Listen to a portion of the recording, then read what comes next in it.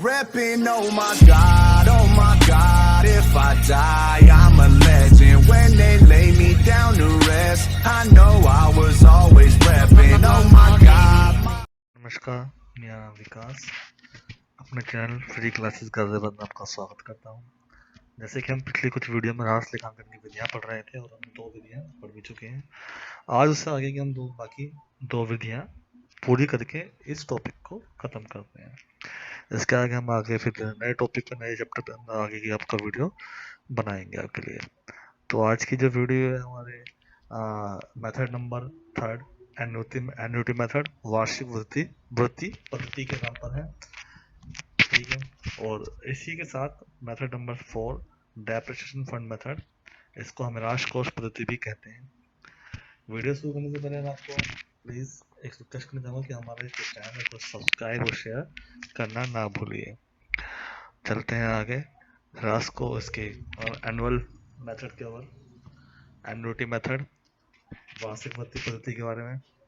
तो ये जो पद्धति है इसमें प्रत्येक वर्ष के अंत में संपत्ति के प्रारंभिक शेष, संपत्ति का जो ओपनिंग बैलेंस आएगा साल में, जो हम ट्रांसफर करते हैं ओपनिंग बैलेंस, उस पर एक निश्चित दर से हमें सवाल के अंदर, क्वेश्चन के अंदर एक परसेंटेज दे रखी होगी, उस परसेंटेज से ब्याज निकालना पड़ेगा। और जो ब्याज होगा वो हमारा संपत्ति के लिए घाटा होगा, खर्चा होगा, तो उस खर्चे को हम अलग से ही डेबिट साइड लिखते चलेंगे।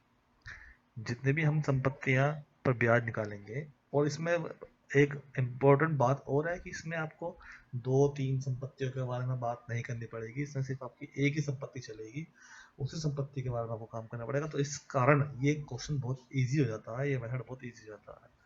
तो बात थी ब्याज की, इसमें जो इंटरेस्ट की बात है, तो इंटरेस्ट के लिए आप एक फिक्स परसेंटेज आपको क्वेश्चन दी गई होगी और आपको हर साल के ओपनिंग बैलेंस पे वो परसेंटेज आप मार्क करनी पड़ेगी, कैलकुलेट करनी पड़ेगी और उसे संपत्ति के डेबिट पक्ष में लिख देंगे। इसी के लिए पॉइंट नंबर 2 है, इस राशि को विनियोग क्षयशील होने के कारण, अब जो हमारा इन्वेस्टमेंट है वो लगातार घट रहा है, तो उसी के कारण ह्रास के रूप में इसमें से हम जो ब्याज है वो काट लेते हैं, ह्रास में निकाल लेते हैं। इसका पॉइंट नंबर 3, इस पद्धति के अनुसार मूल्य ह्रास की दर उतनी अवश्य होनी चाहिए, जो हम डेप्रिसिएशन लगा रहे हैं उसकी परसेंटेज उतनी जरूर होनी चाहिए कि संपत्ति पर हर वर्ष ब्याज लगाने के बाद अनुमानित जीवन काल के बाद भी ह्रास निकालने में परेशानी ना हो। हमारा अनुमानित जीवन काल के समय पर ह्रास हमारा निकल जाए और हमारा ब्याज भी उसके आसपास ही हो। इस हिसाब से हम उसकी ह्रास की दर कैलकुलेट करते हैं, दर लगाते हैं, उसी दर पर हम काम करते हैं। ये इसके 3 पॉइंट हैं। हालांकि इस टॉपिक पे जो हमारा थर्ड मेथड चल रहा है, एन्युटी मेथड, इसके बारे में थ्योरी तो आपकी आएगी नहीं, इसके बारे में सिर्फ आपका न्यूमेरिकल आएगा। थ्योरी आपकी शुरू के 2 मेथड हमने पढ़े थे, आपका fix line straight line method और आपका डिमिनिशिंग मेथड, उस पर ही आपकी जो थ्योरी आएगी उसी के हिसाब से आएगी। इस पर आपका क्वेश्चन आ सकता है, क्वेश्चन बहुत ही इजी तरीके का आएगा। ये देख लेते हैं क्वेश्चन के बारे में भी। सबसे पहले हम वापस डेट और ऑपरेटिंग साइकिल की बात करते हैं। ये मैंने हर वीडियो में आपको ऑपरेटिंग साइकिल के बारे में बताया है, तो प्लीज इसको अच्छे से याद कर लेना ताकि आपको आगे वाले समय में किसी भी क्वेश्चन में परेशानी ना हो। हमारे 2 तरह के ऑपरेटिंग साइकिल होते हैं, कैलेंडर ईयर, फाइनेंशियल ईयर। जनवरी से दिसंबर तक जो चलता है कैलेंडर चलता है, फाइनेंशियल ईयर हमारा अप्रैल से मार्च तक चलता है। आपने देखा भी होगा कि ज़्यादातर बैंक हुए, कंपनियां हुई, इनका मार्च में खाते बंद किए जाते हैं, तो वो फाइनेंशियल ईयर के हिसाब से किए जाते हैं। इंडिया में ज़्यादातर फाइनेंशियल ईयर के हिसाब से कार्य किया जाता है। हमारा जो मेथड है इसके बारे में बात करते हैं। मेथड से पहले मैं आपको एक चार्ट दिखा देता हूँ। ये जो चार्ट है, ये चार्ट हमारा हमारा क्वेश्चन के लिए है। अब ये क्वेश्चन के लिए आप सोचोगे चार्ट याद करना पड़ेगा, नहीं, आपको चार्ट याद नहीं करना है। आपको चार्ट में से एक डिजिट आपके क्वेश्चन के हिसाब से, जैसे 3 साल का 3%, 3.5%, 4%, जो भी क्वेश्चन के हिसाब से चल रहा है, अकॉर्डिंग टू क्वेश्चन आपको उसमें एक डिजिट दे देगा। जैसे कि 3 साल का 3% पर डिजिट दे रखी है हमारी 0.353530, तो यही हमारा क्वेश्चन है, सिर्फ ये डिजिट दे देगा। आपको कोई परसेंटेज नहीं निकालनी, कोई कुछ नहीं करना।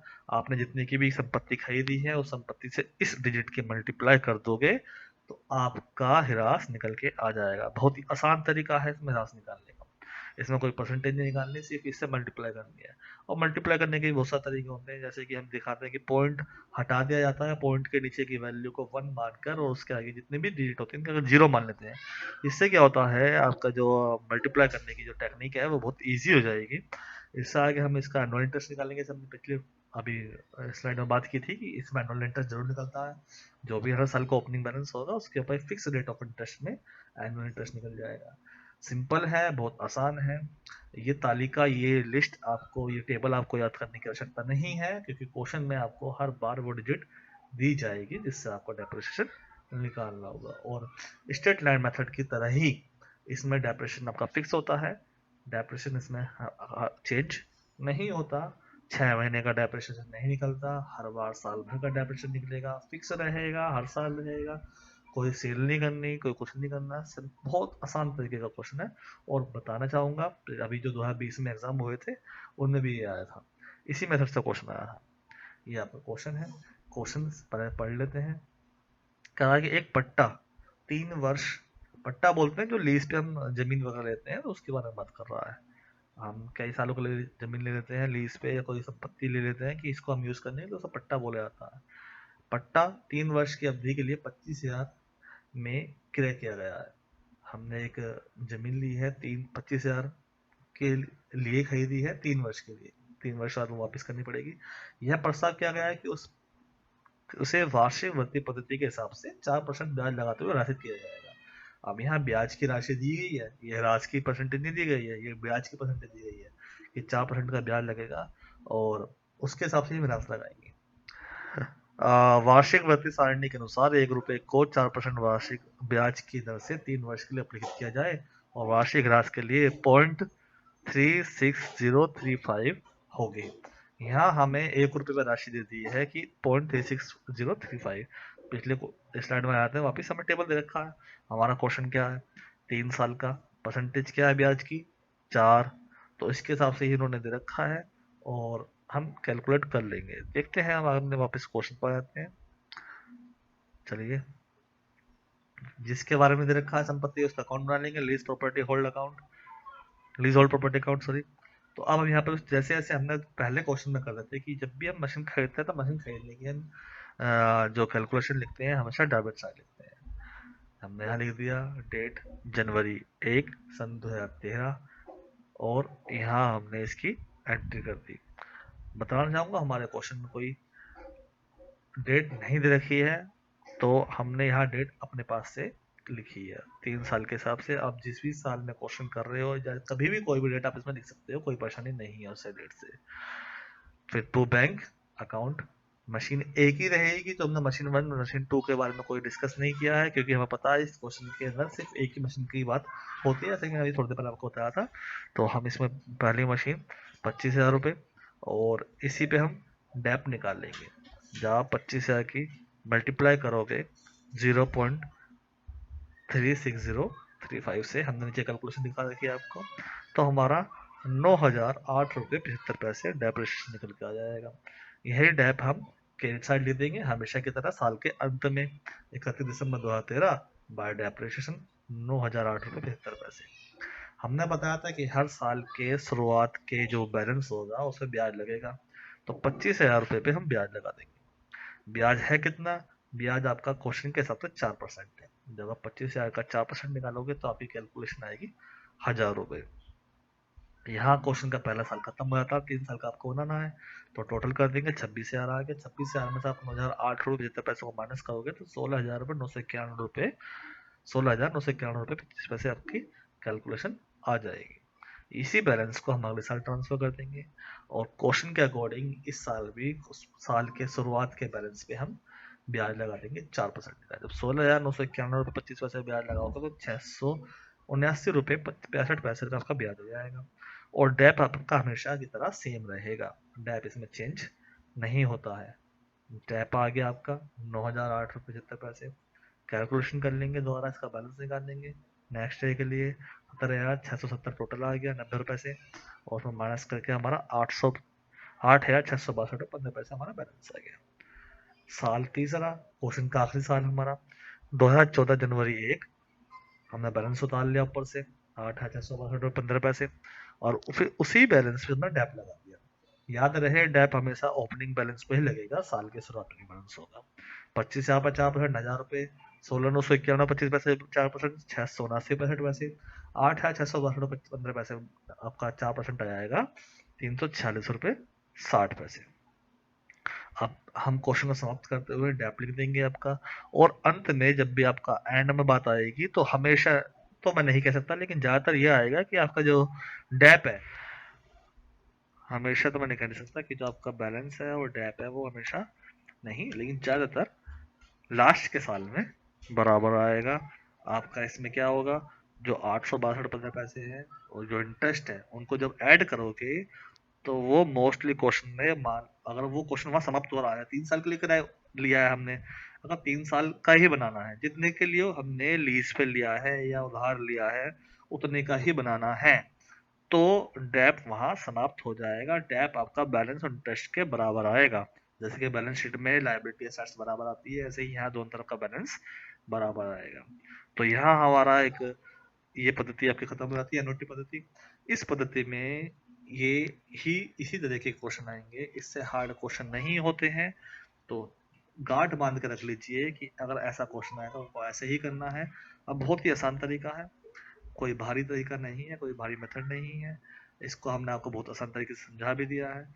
नीचे कैलकुलेशन दे रखी है, आपको नीचे कैलकुलेशन में सिर्फ आपको अपनी हिरास वाली कैलकुलेशन पे ध्यान देना है और बाकी आपका प्रॉफिट की कैलकुलेशन दे रखी है। आपका इस क्वेश्चन के अंदर कामयाब नहीं है, किसी काम के नहीं है। अब हम अगले मेथड चलते हैं, राज कोष पद्धति पे।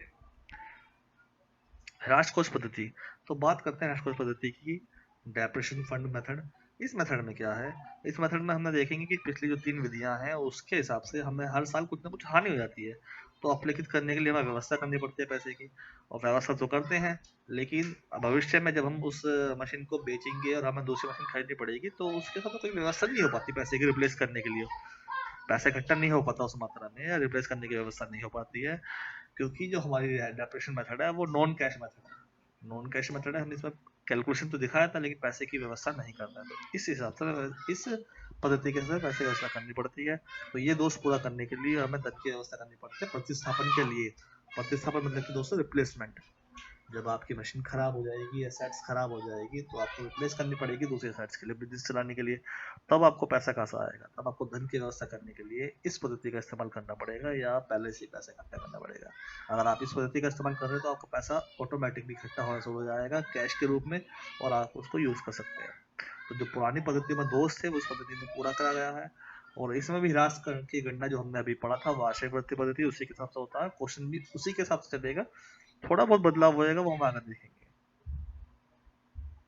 एग्जाम्पल हमारा, एक दिन में उधार तेरे को 1 लाख रुपए का भवन 3 वर्ष के लिए पट्टे पर लिया। देखो यहाँ पे भी वही सेम केस है कि 3 साल के लिए पट्टे पर लिया है, और ह्रास को पद्धति बदलने का निश्चय किया है, और 5% की उन्होंने ब्याज बता दिया इसके अंदर।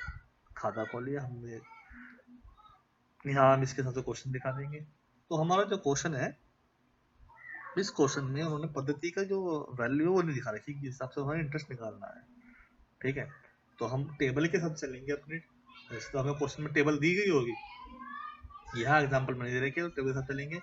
टेबल में वही 3 साल 5% हिसाब देखेंगे तो 3.15250 का हमारा इसमें किस्त आ रखी है हिरास। तो इसी किस्त के साथ हम चलेंगे। जब हम इसकी 1 लाख में मल्टीप्लाई करेंगे तो 31,720.85 आएगा। और बताना चाहूंगा इसमें 3 अकाउंट आपके बनेंगे, एक लीज होल्ड बिल्डिंग अकाउंट, एक depreciation fund. Leasehold building मतलब वो ये कि एसेट्स जो भी आपने एसेट्स लीज पर ली है उसके बारे में चलेगा। डेप्रेशन फंड अकाउंट और depreciation fund investment account. Fund हम इसलिए बना रहे हैं कि जो हम डेप्रिसिएशन है उस साल हमें प्रॉफिट हुआ है तो प्रॉफिट कितना मात्रा में हुआ है, हम उसको कैसे कैसे यूज कर सकते हैं, और इन्वेस्ट हमें कितना करना पड़ेगा भविष्य के लिए। सबसे पहले हम लीज बिल्डिंग पर देखेंगे। लीज बिल्डिंग पे हम देखेंगे कि इतना हमारा बैलेंस है, असल वही बैलेंस चल रहा है, इतना हमें खरीदा है, क्योंकि इसमें हमारा कोई ऐसा काम नहीं है। काम जो आएगा इसमें एंड में आएगा डेप्रिसिएशन फंड में, और यही जो हमारा बैलेंस आएगा 2015 का पीसी साल का, वही फंड हमारा फंड में ट्रांसफर हो जाएगा, डेप्रिसिएशन फंड में। डेप्रिसिएशन फंड में हम ट्रांसफर करेंगे तो या तो ये मान लीजिए कि आपका पहला अकाउंट ये नीचे वाला बनेगा depreciation fund account. Depreciation fund account में मैंने पहले बैलेंस लिख लिया, कितना बैलेंस है हमारा 31,720 रुपये। इसी में हमने उस साल का प्रॉफिट निकाला, क्योंकि हमें जो पैसा इकट्ठा करना है वो प्रॉफिट के माध्यम से ही करना है। उस प्रॉफिट के माध्यम से पैसा इकट्ठा होगा, वही हमारा आगे जाकर रिप्लेस करने में कामयाब होगा। उस फंड अकाउंट का जो हमारा प्रॉफिट एंड लॉस आया है 31,720 बैलेंस आ गया। बैलेंस आपने क्रेडिट में ट्रांसफर किया। आगे जब हमने ट्रांसफर किया क्रेडिट साइड में अपना 2014 में जनवरी 1 को, तो हमने यहाँ पर सब ब्याज लगाया। ब्याज हमारा कितना लिखा 205%। 31,720 पे जब ब्याज लगाओगे 1576 रुपये 4 पैसा का ब्याज आएगा। अब जो हमारा बैलेंस है वो 65,027 रुपये हमारा आ जाएगा इसी के हिसाब से। और हमारा हर साल का प्रॉफिट तो है 31,720 का है ही, तो 31,720 का प्रॉफिट लिख के टोटल आ गया 65,27, वही हमारा बैलेंस में पहुंच जाएगा। सही बैलेंस हमारा 2014 में हम ट्रांसफर करेंगे 15 के साल में, 15 में हम ट्रांसफर किया है तो 65,027 रुपये 75 पैसे, फिर उसी पे हमारा 5% का इंटरेस्ट और प्रॉफिट एंड लॉस का हमारा हर साल का प्रॉफिट आ गया 31,720।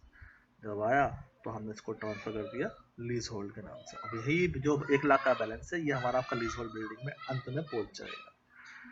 और जो हमारा हर साल प्रॉफिट आ रहा था वो हमारा डेब्ट फंड इन्वेस्टमेंट में पहुंच जाएगा। तो यहाँ कुल मिलाकर 3 अकाउंट बनेंगे।